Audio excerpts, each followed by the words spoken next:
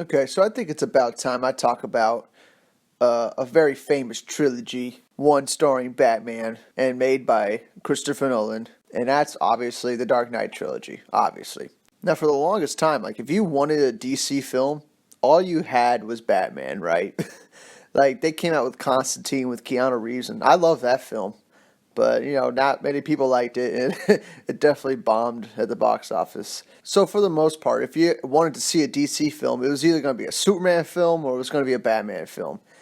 And for like the last 20 years, it was just Batman. You had the Batman films in the 90s, and then you had Batman Begins, Dark Knight, and Dark Knight Rises. That's what you had for DC films. Now, everyone knows the story of, the Batman franchise after Batman and Robin came out. It kind of killed superhero movies and definitely the Batman franchise for a decade, more than a decade. I don't think Batman Begins came out until 2005 or 6. So, you had that whole time where there was zero Batman films. There was zero Superman films. And funny enough, after they came out with Batman Begins, they came out with Superman Returns. Same year, I think. And we all know how poorly Superman Returns did. But I think the idea of making a Batman Superman film was already in everybody's heads back then, right? Batman Begins, and that's why they made Batman Begins, and that's why they made Superman Returns. They were planning on making a Justice League Mortal film, and they were going to have all these characters come together. The problem they ran into, though, was Batman Begins, because Batman Begins was so unique and different, and Christopher Nolan made it so good that it couldn't possibly fit with Superman Returns, right? It couldn't possibly fit with any other DC film. Batman Begins was its own thing. You couldn't even fucking compare it. So, that was the one big drawback of the Christopher Nolan Batman films, is that they're just isolated to these films. Like, they do not connect to a bigger DC universe in any way, which kind of sucks. And that was like an intentional decision by Nolan to do that. So, in a way, you could kind of blame Nolan for not getting Justice League Mortal and not, getting more of these superhero films earlier, because, Dark Knight was so much of a cultural impact. It was so big that it kind of stopped Warner Brothers from doing anything else, and they just focused on Batman because that was making them money, and that's what was winning Oscars and shit. So it's like, why not, Why even worry about any other superhero? Let's just focus on Batman. So I guess that's the one big drawback of this amazing trilogy that we got, was that it was so popular, so big, that there was no reason to make any other superhero films. And that's why Warner Brothers was so late getting to the superhero shared universe game, But let's talk about the films. All right, that's all the shit surrounding the films, right? But let's talk about the actual films. Batman Begins. I didn't see Batman Begins in theaters. I didn't. I totally missed it when it came out. I had no idea a Batman movie was in theaters. Now, granted, it was 2005, or 2006, so I was in middle school. I was in probably 6th grade. Might have been in elementary school when Batman movies were coming out, and it wasn't really it wasn't really on my radar. And they didn't even really advertise that movie much. You only saw like a few posters, maybe one trailer, and that was it. People had no idea what that movie was. And the box office actually shows that not many people heard about Batman Begins. It wasn't advertised nearly as much as it should have been, because it is truly one of the best Batman films ever made. And I believe its box office, it ended with like 600 million total, something like that. It was a relatively low number for a Batman film, and especially a reboot Batman film with, a great director and amazing new take. It was still not received by the mass audiences. It wasn't until Dark Knight that everybody was like, holy shit, this is like the greatest film of all time, right? Nobody was thinking that with Batman Begins. And then eventually I saw Batman Begins before I went to go see Dark Knight, because I knew the films were connected, it was a sequel. So I was like, all right, I gotta see the first film. So I watched Batman Begins, and I was blown away, because around this time I was starting to read comic books. Like right at the beginning of freshman year of high school, I started to read comic books a lot. A lot. Like, I would bring them into class and read them. I didn't give a fuck, you know. I would read comic books all day. And, you know, I was getting really into Green Lantern and really into Batman. I was starting to read all the legendary Batman books, like The Long Halloween and Dark Victory and Dark Knight Returns, Batman Year One. And, you know, Dark Knight Returns was actually a hard read for me because the book is really slow, you know, and it's a lot of reading. It's, funny enough, it's a lot like you're reading like newscasts and shit like that. It's definitely not a book for somebody just starting to read comic books. But, you know, I read it anyway, and I liked it. But as, you know, the years go on and the more times you reread the book, you like it more and more. And the same thing happened with Watchmen and stuff like that. I didn't like Watchmen at all when I first read it. It took like several times of me reading it to actually like really love it. And then when the movie came out, I just fucking loved that shit. And funny enough, Watchmen came out at the same time, in that same time period. But anyway, this is about fucking Dark Knight. We talk about Watchmen for.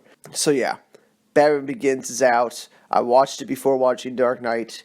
I really liked Batman Begins because, number one, Scarecrow was in it. Number two, Ra's al Ghul was in it. And that was just really, like, crazy for me because those are characters you've only seen in animated form and in comic books. You've never seen those characters in live action form. You've never even seen them referenced, you know, in any other Batman movie. And they're going to start a trilogy. They're going to start the first reboot with Ra's al Ghul, a character nobody knows, and Scarecrow, a character most people don't know. Like, you would have to watch the animated series to know who the fuck Scarecrow is. And even with that, Scarecrow didn't even look like Scarecrow in the movie, except for the burlap sack he has over his head. That's the only thing that connected it. And Christopher Nolan, funny enough, didn't want the sack. He didn't want the fucking mask for Scarecrow. It was David Goyer that convinced Christopher Nolan to keep the mask, which, thank God, David Goyer was there. Like, I mean, there's not many times you thank God David Goyer was writing, but in this case, thank God he was there, because Scarecrow would have sucked without that mask. Oh, it would have been bad, but thank God he had it. And just the modern take of the movie, and it felt real. You know, that was the best thing about Batman Begins. It felt like this could actually happen. You know, someone could actually get enough money and become Batman. And, you know, they're using, like, real-world technology and stuff like that. Of course, the Tumbler didn't exist before the movie, but, like, you can make it. And they did make the Tumbler, you know? So it is possible to make a vehicle like that. So everything in the movie was based on some kind of real thing, you know? I mean, the only thing that wasn't that real was the grappling hook. And even still, we have grappling hooks that work like that, but they're not small. See, that's where you have to suspend your disbelief. It's just like, how did they get this small? But, you know, that's beside the point. You know, that's a little nitpicky shit. The movie, there's nothing wrong with the movie, honestly. You go back and rewatch Batman Begins, there's nothing wrong with it. There is one thing, I guess, you could say that's negative about the movie, and that's Batman's voice. And that's essentially the one criticism throughout the whole trilogy is his gravelly voice. It's like, why the fuck didn't they think to put a voice changer in his suit? You know?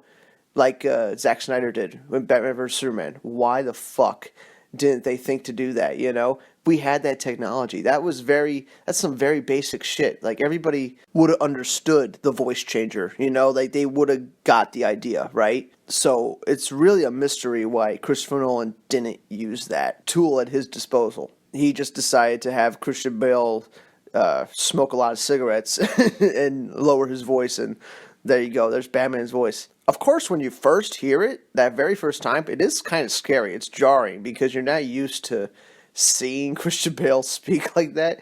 And when he first says, when he has the guy upside down in the rain, and he's like, where are the other drugs going? I swear to God, I jumped a little bit when he said that. But now looking back on it, it is really, like, jarring, you know.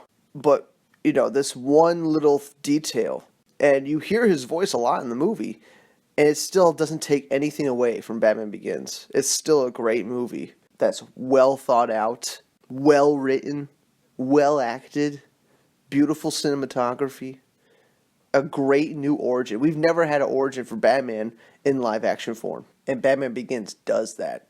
And honestly, when I first saw Liam Neeson in the movie as Henry Descartes at the beginning of the film when he's helping Bruce in the League of Assassins and stuff. When I first saw Liam Neeson, like, that's Ra's al Ghul. Like, like, I didn't even need to hear, like, who his character's name was. I was just like, all right, that's Ra's al Ghul.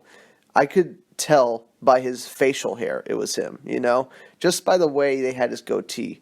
I was like, oh my god, I can't believe they got Liam Neeson to be Ra's al Ghul. Like, I wasn't fooled for a second. Like, I always knew he was Ra's al Ghul. But this is another case. You watch this movie with somebody who knows nothing about Batman, and they are going to be shocked as hell that Henry Descartes is Ra's al Ghul at the end.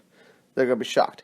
And since they made the bald guy, in the League of Assassins, the Asian dude, I forget his name, he's a great actor. Since they made his name Ra's al Ghul, and then they killed him, they kind of stayed true to the character. It's a fact that Ra's al Ghul comes back from the dead. You can't really kill Ra's al Ghul because his body always gets taken to the Lazarus pit and he always gets brought back. Now, what I think was beautiful about the Nolan films is that he took all that and he made it real. It's kind of like Old Testament or old religious texts. When they say Moses parted the Red Sea.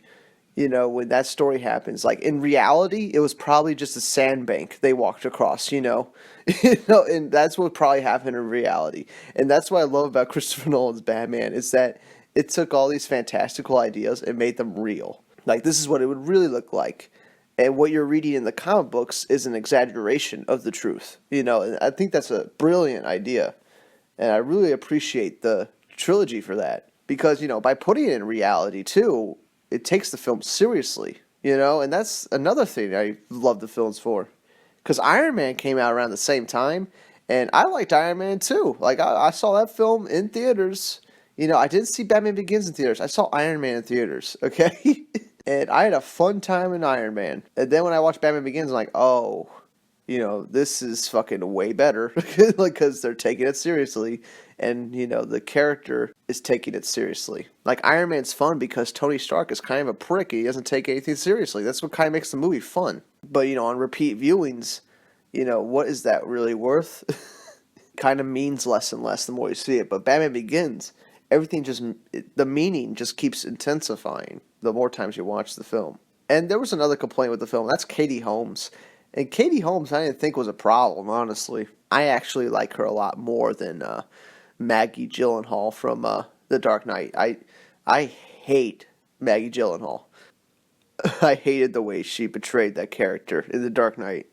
And I was really perplexed why they wouldn't just keep Katie Holmes. Like, why not keep some continuity? I think something happened, like she couldn't film. Like, she was scheduled for something else, and that's why they went with the change, I think. It might have been some other reason. Nolan probably just wanted to cast somebody different, but yeah. What's some other things I liked about the film? I like Joe Chill and Zaz. I like that Joffrey from Game of Thrones is in the film. He plays the fucking kid. I think that's awesome. I didn't notice that till recently. That's so cool that he's in Batman Begins. That's just so funny. Because now I can't see anything else but Joffrey every time I see that kid in Batman Begins. But yeah, I really like Batman Begins. I thought the Tumblr was cool as hell. I thought it was a excellent new addition, what I'm saying? Like, because we've always had Batmobiles that have been sleek and cool, and, they're like fast race cars and stuff. But we never seen a tank version, something that can plow through buildings easily, So that was really awesome to see. And Snyder's Batmobile is kind of a blend of the two. It's kind of like a blend of a Formula One car and a tank, Nolan was going for a more practical thing with the Batmobile, and it's really appreciated because I think it just makes it feel real. If somebody had a Batmobile like that, they could definitely get shit done.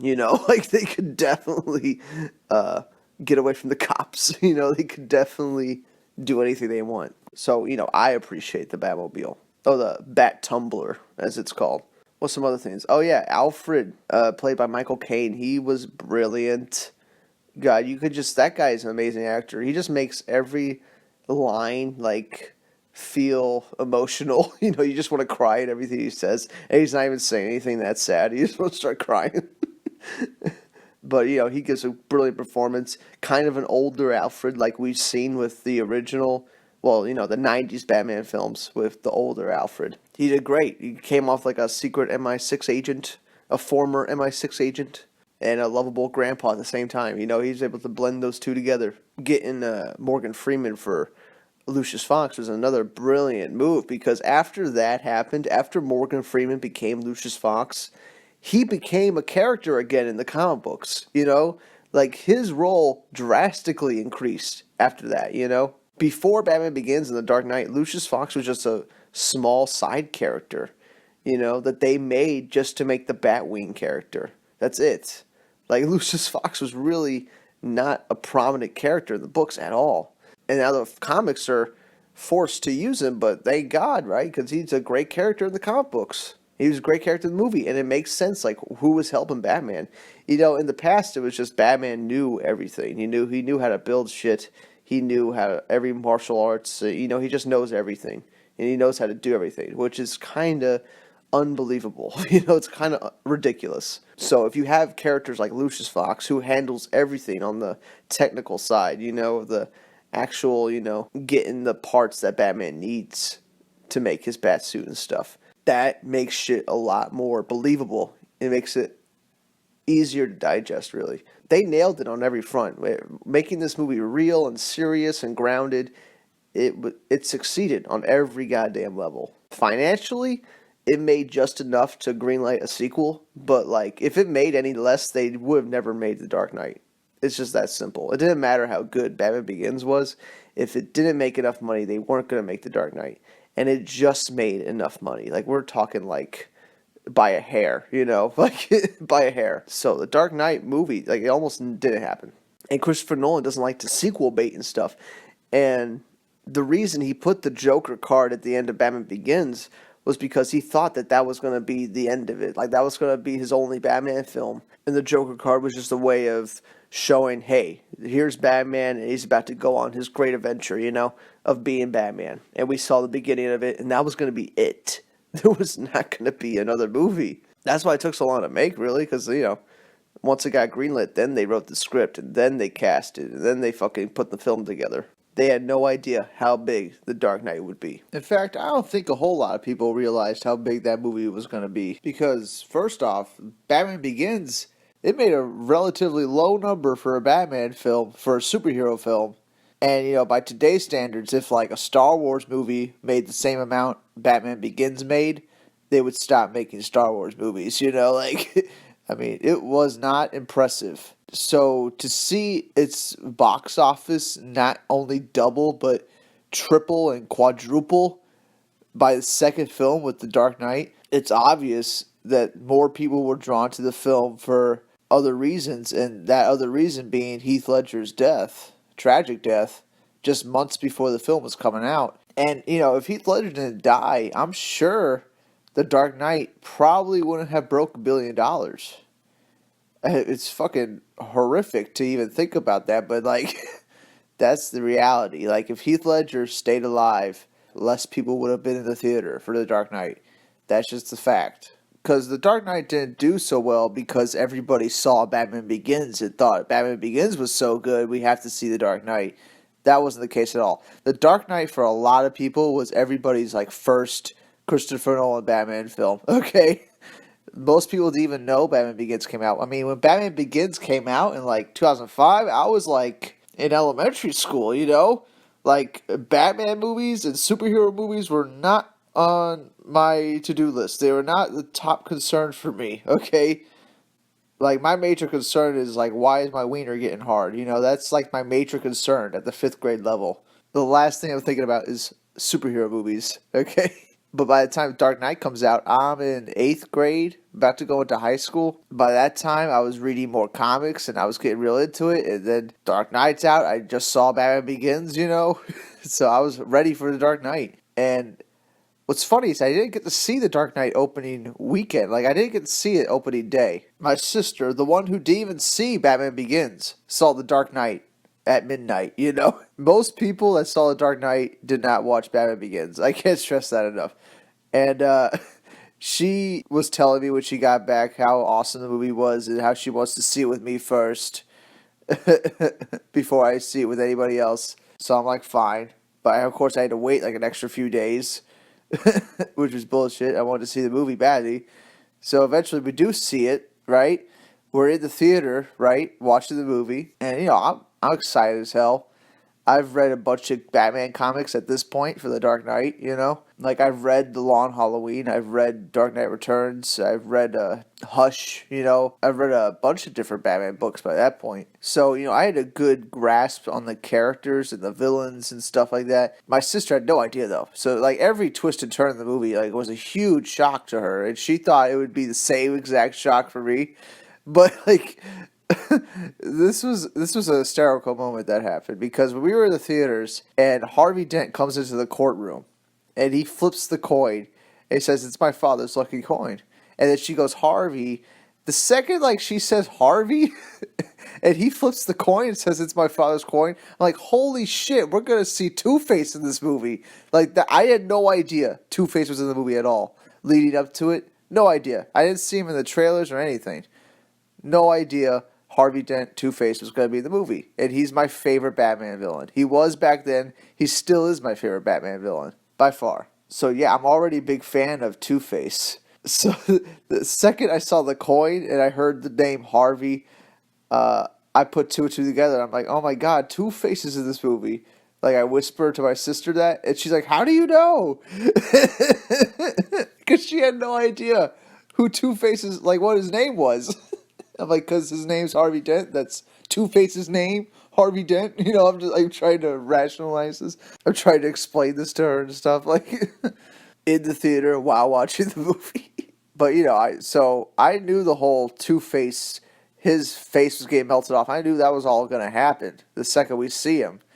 I thought it was going to happen in the courtroom at the beginning. Like, when I was first watching the movie, I thought it was going to happen right there. When the guy says, hostile, I'll show you hostile, and he pulls out the gun. I thought it was going to be acid, and he was going to throw acid in his face right there. I really thought they were going to start the movie like that. But no, it was like a subtle nod to the comics, It was a guy, he was about to, kill Harvey, but the gun jams, Just like in the comics where he throws the acid, they're trying to kill Harvey.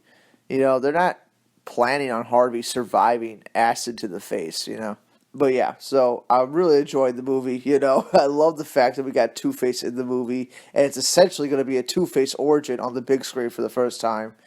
And that has me, over the moon already while watching the film. And then Heath Ledger's Joker, which is how the film starts. It starts with the Heath Ledger bank heist, with all the dudes killing each other and stuff. Just genius.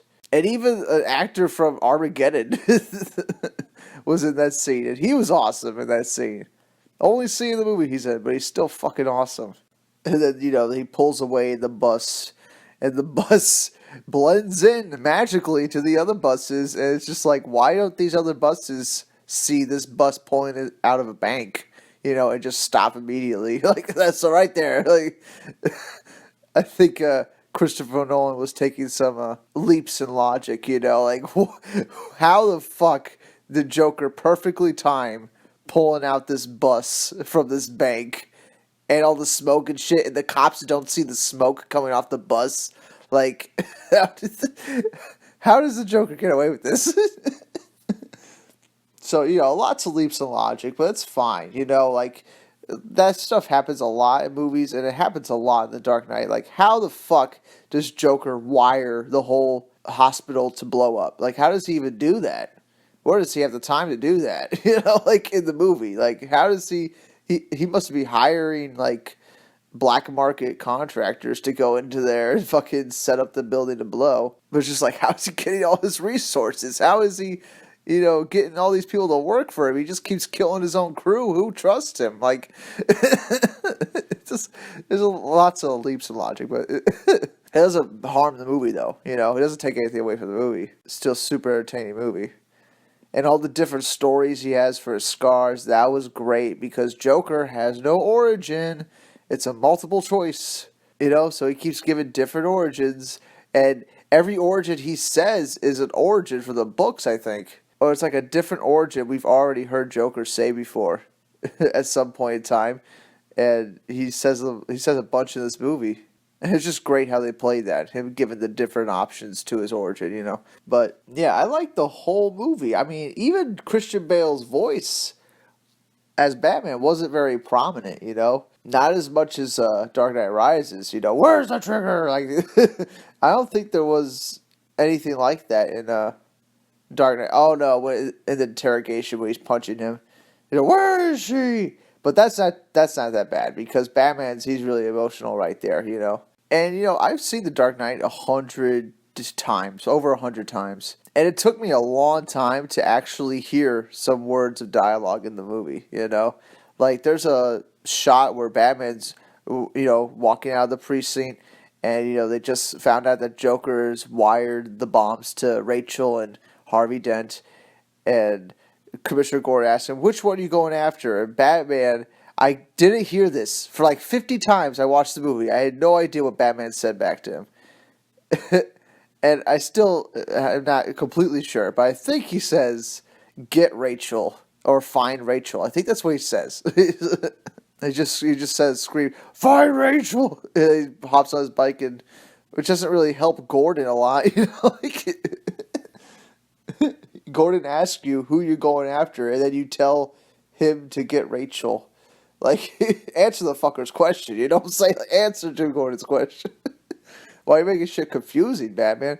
That moment where those tanks blow, and Harvey is going, Rachel! I love that moment. I love seeing Two-Face get his scars and stuff. Seeing half his face burn off. That was just amazing how they played that. And then they killed Maggie Gyllenhaal in the same scene. So it's like double win, She was an annoying actress anyway that I didn't like in the role, and she dies. So, all right, So I was happy right there. But the real thing, the real like emotional wrench of the movie that always like gets me, always gives me chills every time I see it, is when Harvey is in the hospital bed and. It's not even any dialogue or anything. I don't even think there's any sound. It's just like this white noise sound. And he sees his coin that he gave to Rachel. He remembers giving it to Rachel. And he sees the light side, the side that hasn't been burned. And then he flips it and he sees that it's burnt. So he knows that she got blown up. And then he starts losing his mind. He rips off his bandages and stuff. Like, that gave me chills. It gives me chills right now just thinking about it. Like, that is one of the best moments in any movie ever. Like, we're not just superhero films, like a movie, It's like you see a character come to a realization and you see like their mind snap, all with like no dialogue and just the visuals, and that's it. Just like the simple motion of him turning his hand to reveal the coin is some of like the most powerful shit you could ever do in cinema. But yeah, the movie was great. The whole movie's great. The new Batsuit in the movie looks great and stuff. The one thing I didn't like, though, is how the tumbler blows up, and that's like the end of the tumbler. Like, you're stuck on this shitty little bat bike for the rest of the movie that's made of plastic and shit like that. Because when he crashes it into the semi, like, a piece of it falls off and hits the concrete, and it totally sounds like plastic. Like, what the fuck, Christopher Nolan? You couldn't edit that sound out? Like, what the fuck? Totally gave away that the bike was plastic. What's up with that? But lots of great moments. Jim Gordon being alive in that scene also was a little bit surprising, because I thought they were going to be like real ballsy and actually kill Jim Gordon. And they actually try to trick you again with The Dark Knight Rises, thinking Jim Gordon's going to die, but that never happens. So, fool me once, shame on me. Fool me twice. You don't fool me twice, I believe is how the quote goes. But yeah, this movie's been talked about endlessly and dissected to death. And you can find hundreds of videos talking about The Dark Knight and all the deep metaphors and shit. Symbolism, allegory, all kinds of shit. And most people just focus on Joker, but my favorite part of the movie was Two-Face, honestly. He's the thing I take away the most. He's the thing I love the most. And I totally love Heath Ledger's Joker. Like, it's definitely one of the best, if not the best Joker ever. And they even have his costume look like the comic books, which is great. Like, the Joker's costume looks more comic accurate than Batman's Batsuit in that movie. So, they definitely got a lot right, Definitely got a lot right. They stayed very true to the characters. And even when Two-Face snaps, he stays fair, It's not about what I want. It's about what's fair. Like, that shit is so awesome for like a Two-Face fan like myself, because that's like what his character is in the books. Like, he's just obsessed with everything being fair, and that's why he has to flip the coin all the time, because it has to be random chance. It can't be a decision he's making, you know. So that's how he puts distance between himself and all the people he's murdering. You know, like, that's how he's copes with it.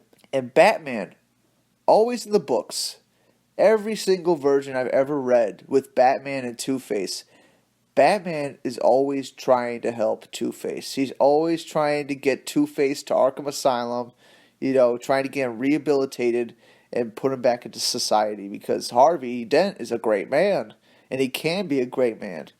He just needs some fucking support. He just needs some fucking support. He's all by himself. That's why he's going crazy all the time. He loses the person he loves. He goes crazy. You know, he gets horribly disfigured. He goes crazy. But he could do a lot of good as Harvey Dent. So Batman's always trying to save him. And they are friends. So, you know, Bruce Wayne and Harvey Dent, they were like best friends. You know, really close friends. And probably one of the closest friends Bruce has had since Tommy Elliott, you know, who turned out to be Hush. So Batman saving Two-Face, or trying to save Two-Face, is like a running theme that's always been in the books. And Batman being obsessed with his failure to protect Two-Face is always a running theme with the stories. Because, you know, Batman's failure with Two-Face just reminds him of his own failure as a kid to stop the mugger that killed his parents, right? So every time he sees Two-Face, it reminds him of that. And he knows he can make it better. But Two-Face will never allow it, you know. Two-Face is just gone. Batman can't save him, which is like a real tragic thing. But this, and you could probably sense where I'm going with this. This leads to my one negative about The Dark Knight. It's the one big negative that kind of hangs over the film. I've seen the film over 100 times. I really love the film. But this one negative just hangs over the film to such a point where I can't really watch the film all the way through anymore. Because once we get to the end with Two-Face and Jim Gordon's kids, which is a fucking amazing scene with beautiful music that just keeps intensifying until there's a huge climax, right? A great scene, like totally emotional, beautiful. And, you know, when Harvey goes, why was I the one who lost everything? And Batman goes, it wasn't. Like, it's just amazing shit, and it works on so many levels, right? But this is the moment where Christopher Nolan, or somebody with Christopher Nolan, should have had some foresight, because Two-Face was built up so beautifully in The Dark Knight that by the time you get to the Two-Face character, you already are attached to him, and you want to see how this plays out, right? You don't want to see the character fucking die, okay? You don't want to see that happen right now. That could happen in the next movie. Why did it have to happen in The Dark Knight? And not only did Two-Face die, but Batman killed him. Batman pushed him over that edge, let him fall to his death, snapping his neck probably. And Batman probably made it worse when he moved his fucking head the other way, so he probably broke his neck even more, just moving his head. But, you know, he let Harvey die instead of using a grapple hook or something like that to, you know, catch him by the leg like he did with fucking Joker. Just did it with Joker. Why can't he do it again? Does he only have one grappling hook? I bet he does. I bet he only has one grappling hook. Why is this Batman so underprepared? But, you know, lets Two-Face fall to his death. He pulls up the kid, and then Batman falls the same exact distance, right? It's the same distance. Lands on his back, just like Two-Face. Batman gets up, he's fine. He has, like, what? Like a fucking centimeter of armor on him? Why the hell does that make a difference on this fall, you know? Why is Two-Face dead, you know? And the movie, The Dark Knight, the movie, it doesn't even tell you if Two-Face dies or not. Like, he could be knocked unconscious. We don't know. All Jim Gordon says is that whatever hope we have dies with Harvey's reputation. He never says dies with Harvey. He says with Harvey's reputation. So right there, they're not telling you whether or not Harvey Dent is dead. And it would have been so smart to keep him alive, put him in Arkham Asylum, and Jim Gordon covers up the whole event and blames Batman for it, right?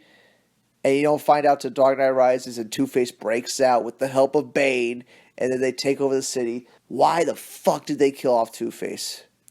Just the biggest bonehead move that you could have did in this movie. And it really turns me off the movie sometimes. Like, I could still watch it. I still love it. But that ending just fucking, like, what the fuck? Why would you kill off Batman's most important villain? Like, his most important one. You could have saved the Joker, but you're not going to save Harvey? What the fuck, Batman? Like, what the fuck? You're not even going to try to save Harvey. That was another fucking thing. Jesus Christ. You could have saved Joker. You're not going to save Harvey. Okay. Like, why does Joker have more importance over Harvey Two-Face? Like, I don't understand this. And, for everybody, I'm sure it all played out nice. I'm sure the ending played out great for you. I'm sure you love the ending. But for people like me that see Two-Face as the pinnacle Batman villain, like the Batman villain, it was a real what the fuck moment, at the end. It was a real what the fuck moment. And for years, like after that movie came out, I was convinced that Harvey wasn't dead, because they never said it in the movie, and he just looked like he was knocked out, So I was never convinced that he was dead until The Dark Knight Rises came out, until we had confirmation that he was dead. I was thinking for years that Harvey was going to show up in The Dark Knight Rises, but it didn't happen. It didn't happen. For what it's worth, though, 99% of the movie is a fucking masterpiece. And it's just this 1% at the end that I don't know whose decision it was to kill Harvey in that manner. But, maybe it was not thought through enough. Maybe they thought they did so well in the rest of the movie that they could just, do whatever they want at the end. And it's going to be great. Everyone's going to love it no matter what. And that's kind of what happened anyway. But still, it just doesn't sit right. When you'll rewatch the movie and Harvey dies right there. Just nothing does not feel like a real Batman movie. It doesn't feel like a Batman moment at all. And it's funny because the other film that Two-Face was in was Batman Forever.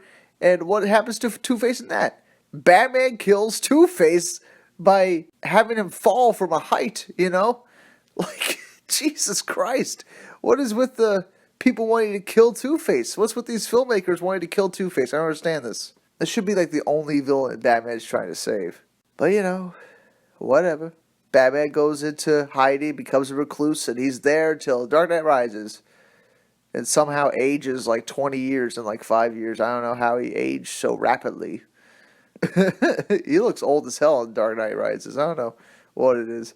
But yeah, Dark Knight, the movie, it made over $1 billion. It won an Oscar for Best Supporting Actor, Heath Ledger, obviously. And sympathy played a major role with him getting the Oscar. That's fine, That's fine. Who else was he going against that year? Of course he deserved it more than anybody else. But, what people need to realize about The Dark Knight is that it didn't make $1 billion because it's a Batman film. It made $1 billion because of all the factors going in. Heath Ledger's death, the major marketing push they had with that movie. That movie was fucking everywhere that year. Couldn't get away from it. And it came out, funny enough, the same year as Iron Man. When Batman Begins came out in 2005, along with Superman Returns, Warner Brothers had their chance to make a shared universe, So by the time we got to 2008 in The Dark Knight and Iron Man, the DC extended universe could have been already 3 or 4 movies in, We could have been that far in already by the time the first Iron Man movie ever came out. So it's funny how, major success like The Dark Knight kind of hindered DC and Warner Brothers from making any other DC property into a movie. It's like a curse of being so good that you can't do anything else but that, right? Dark Knight was so successful that you have to make Dark Knight Rises and fuck any other superhero movie. Which is fucked up for Green Lantern, because Green Lantern came out a year before Dark Knight Rises, and it just seemed like Warner Brothers didn't give a fuck about Green Lantern. Just wanted to pour some money into it, and put out a superhero film to start their shared universe, and they didn't give a fuck what happened to that movie. They were just focused on making Dark Knight Rises a great film, and in order to do that, they needed to make sure Christopher Nolan was ready to go. You know what I'm saying? give everything he needed. The reason why Dark Knight Rises and Dark Knight and Batman Begins are so fucking good is because Nolan had so much control, you know? Bryan Singer had most of the control on Superman Returns. And that's why the movie came out like that, because that's the movie Bryan Singer wanted to make. All right, it wasn't a Warner Brothers thing, okay? They let Bryan Singer make Superman Returns like that. Just like they let Christopher Nolan make Batman Begins the way it was. And Dark Knight and Dark Knight Rises, you know. See, when the studio lets these filmmakers make the goddamn movies, it always turns out better. What am I talking about? I'm fucking getting off topic here. Yeah, Dark Knight made over $1 billion. Great fucking film. The one negative I have about it is the Two-Face death. I just can't forgive it. I really can't. It doesn't, make the movie horrible, but it definitely hinders me rewatching it, especially now. And by the way, I own all these movies. I own the DVDs of all these movies and the Blu-ray copies of all these movies and the steelbooks of all these movies and the box set that came out, the 3 Blu-ray box set that came with all 3 movies. I have all that for the Dark Knight trilogy. Yeah, I have 4 or 5 different copies of these films, so I love these films. And Dark Knight Rises, I really love it too. I would put it on the same level as Dark Knight. Most people didn't like Dark Knight Rises. I don't know why. I don't want to know why. I don't care. Whatever their reasons are, probably not that well thought out anyway, right? And any criticism they're gonna put against the Dark Knight Rises, they should put on the Dark Knight, all right, and see how the Dark Knight holds up. Because for some reason, people just want to be overly critical on the Dark Knight Rises for whatever fucked up reason. Maybe if Tom Hardy died before the movie came out, everybody would have fucking loved the Dark Knight Rises. There's no way to tell on these things. But it just seems like the reception to Dark Knight Rises wasn't crazy and overhyped as the Dark Knight, you know what I'm saying? But it still made a shit ton of money. But anyway, let's talk about the movie. The Dark Knight Rises, the 3rd installment of this amazing Nolan trilogy. And I remember seeing this, I think my senior year of high school.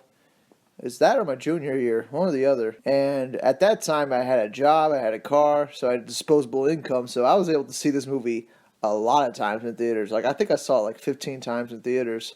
But the first time I saw it was real special because we went to the Trilogy event at our local AMC.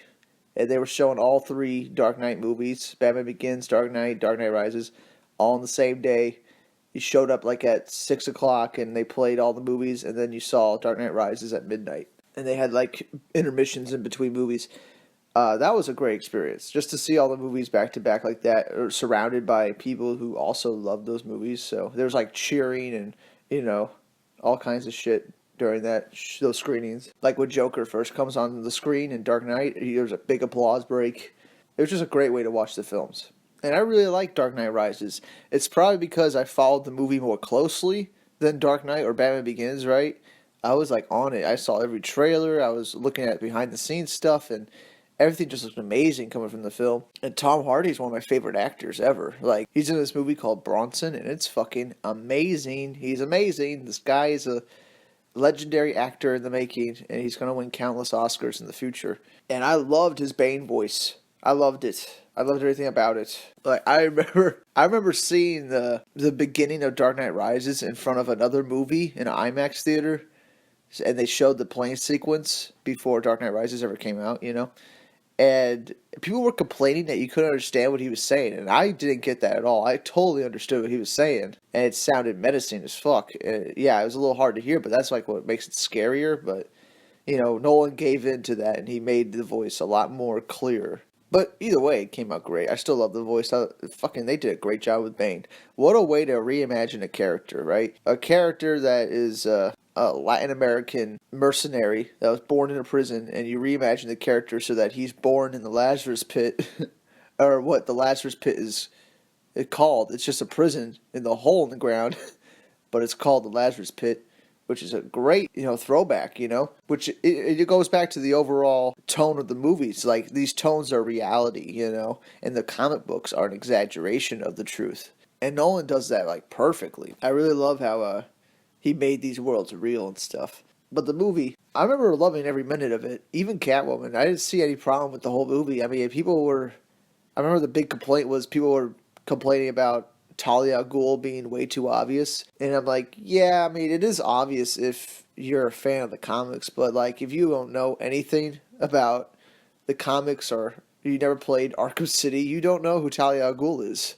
You know, like, you just don't know. So I'm sure it was surprising to a lot of people. Her death, though, was really weak, though. I have to admit that. Like, when she just goes, and she just dies in the truck in the end, I thought that was, like, super weak. Like, really? Like, you're dead? Like, how'd you die? Like, what's wrong with you? It's not a perfect movie, but goddamn, a lot of the movie is fucking great, and especially the Hans Zimmer soundtrack. It's my favorite out of the whole trilogy. Hans Zimmer fucking kills it with this score, and Bane's theme was the theme I listened to for like a year. You know, like it was amazing, and I personally loved it way more than anything in The Dark Knight or Batman Begins, as far as music goes, right? And yeah, with Heath Ledger dying, it kind of like fucked up the continuity a little bit. But then again, they never really mentioned the Joker throughout Dark Knight Rises, so I mean, it's fine that he's not in there. I mean, if they were talking about him and they never showed him, that would have been a problem, right? But like Bane is a great replacement, and to see Scarecrow in the court scene, apparently that court scene was a lot longer. That was supposed to be Scarecrow's like big moment of the movie, but it's only on screen for like a few minutes. And he's not wearing a mask, unfortunately. I don't know why. Like, why the fuck did you just put the mask on him? But still, Scarecrow's in all three of the Nolan trilogy movies. And so that's a great little continuity tie-in, you know? And yeah, I mean, the movie, I really enjoyed the movie. I mean, it starts with Bruce Wayne. He's a hermit, and he looks like 20 years older than his last movie. And I think that's just the facial hair, the gray streaks in his hair, you know? He's limping around. Like, he looks super old at the beginning of this movie. And you're like, how could this guy ever be Batman again? Like, he is broken, like, physically broken. And then they fix his leg with, like, a magic knee brace. That's fucking just amazing technology. And for some reason, people have a big problem with the knee brace, but they have no problem with Joker blowing up a whole hospital. Like, you know, like, they can jump. They can make the logical jump with Joker blowing up a hospital, right? But they can't, like, suspend their disbelief for a fucking knee brace. Like, like, really? That's why I feel like a lot of criticisms towards the Dark Knight Rises are just bullshit. And you could do the same exact criticisms for the Dark Knight, right? The same exact ones. Okay, there literally is no difference in between the movies. You know, the only difference is Joker's not in Dark Knight Rises. That's like it's like a continuation, though. It's like the same fucking movie. It's got a lot of depth, you know. It's about revolution and stuff like that. And you have a big moment at the end of the film that's better than the moment at the end of The Dark Knight. You know, you have 100, like, you know, 1,000 cops versus like 1,000 bad guys, and they're all just charging each other in the streets. Like, it's such an epic moment, right? And they're all real extras. And, you know, just the ending alone makes it better than The Dark Knight. I mean, you get this huge battle, and you get Bane fighting Batman in the streets at daytime. It's insanity. It's insanity. Yeah, the line where Batman goes, "I'm here to stop you." Like that's a little bit of a cheesy moment, but it works though. It's a superhero, right? It's a superhero. He's saying, "I'm gonna stop you," and then the fight starts. Like that's what a great little thing. And when the music kicks in, dun dun dun dun dun, dun like I remember seeing that in theaters, and I was just blown away. Like my jaw was on the floor, and I, I didn't catch my breath until after the movie was over. That movie was something special, and I watched that movie more than The Dark Knight. I watched it way more than The Dark Knight. And I would say mainly because of Bane and the music. I think those are the two things that make me like Dark Knight Rises way more. It's just like you could just listen to the soundtrack of the movie and you're just entertained. You know, you don't need to have any dialogue actually. But and it's the only Batman story where Batman gets a happy ending, and the villain Bane is just, I mean, so this is another thing. Like, some people don't like Bane, and I don't understand that at all. I feel like he's the best villain in the whole trilogy by far. His plan is well thought out, you know? Like, he has a more cohesive plan than the Joker did. Joker was just trying to cause anarchy. He had no end goal, you know? Bane has an end goal. Yeah, he might be doing it all for Talia al Ghul, but it's still, he's trying to destroy the city, right? And he's trying to give them hope that they'll survive it. And that's like a fucked up thing, right? He's saying you can survive this, but really they're not going to survive it at all. The bomb's on a timer and it's going to blow up no matter what. They're not going to survive it at all. You know, the bomber's on a timer and they're going to die no matter what. So I thought that was a really fucked up part of Bane's plan. But yeah, it's just one of those movies that's going to stand the test of time because at its core, it's a great movie. Like, it's just great to watch. You don't even need to watch Batman Begins or The Dark Knight to understand what's going on in Dark Knight Rises and to get the story. You don't need anything else. But yeah, I can't remember a bad or negative thing from The Dark Knight Rises. I can remember that one problem with The Dark Knight because Two-Face is like my favorite character, and it just seems to be like an unforgivable moment. But nothing like that happened in The Dark Knight Rises, They got pretty much everything right. It's even hinted that Selena Kyle is a prostitute, That's even hinted at in the movie. So, like, they get a lot right. And it's like another take on The Dark Knight Returns and Batman's No Man's Land. It's like they took the setting from No Man's Land, the Batman story of Dark Knight Returns, and the Bane from Nightfall, right? They took all three of those elements and they smashed it together and made a great movie out of it. And it's just another one of those cases where I don't understand any of the criticism at all leveled towards The Dark Knight Rises. Same thing with Batman vs. Superman Dawn of Justice. I don't understand any of the criticism that is put against those films, right? Like, to me, these people's, like, criticisms of these movies are purely subjective and they're not based on any, like, actual facts. It's just how they feel walking out of the theater. Well, I felt amazing walking out of The Dark Knight Rises and Batman vs. Superman. I felt amazing. I felt like they were the best movies I've ever seen, and I still feel that they are the best superhero films. Dark Knight Rises is one of the best superhero films ever made. Okay? It's right up there with The Dark Knight. People could go back and forth whether which one's better, but it's still one of the best superhero films ever. And this trilogy is some of the best films ever. And I'm kind of trying to wrap this up here because this is going on way longer than I thought it would. I've been talking for like over an hour, and I really should start to wrap it up. I mean, we get it, I really like Batman Begins. I really love Dark Knight up until the end, and then I hate it. And then I really love Dark Knight Rises. It's my favorite out of the trilogy. And what gives Dark Knight Rises that slight edge is Bane and the Hans Zimmer score. That's what gives it the slightest edge over the Dark Knight.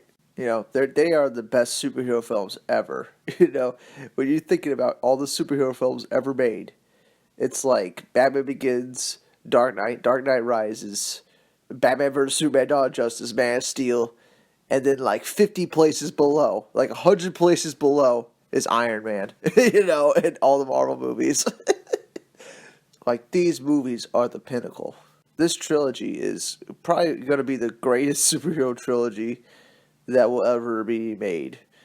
At least until Warner Brothers goes back to actually letting filmmakers make movies, because then we might get something like this again. We might get another trilogy like this if they let a really talented director like Nolan or like David Fincher or something like just make an awesome superhero trilogy with no constraints or anything. I mean, until that happens, we're never going to see that again. This trilogy will stand the test of time, and it is going to be remembered forever as one of the best superhero trilogies ever, if not the best trilogy, just pure movie trilogy ever. But, that's just what I think about it. What do y'all think about it? Which one is your favorite Batman film out of the Nolan trilogy? What's your favorite? And do you think Batman vs. Superman can compare to this trilogy? I think Batman vs. Superman is better than these films. But that's just my personal feelings. But anyway, let us know what you all think, and I'll see you all on the next one. Bye.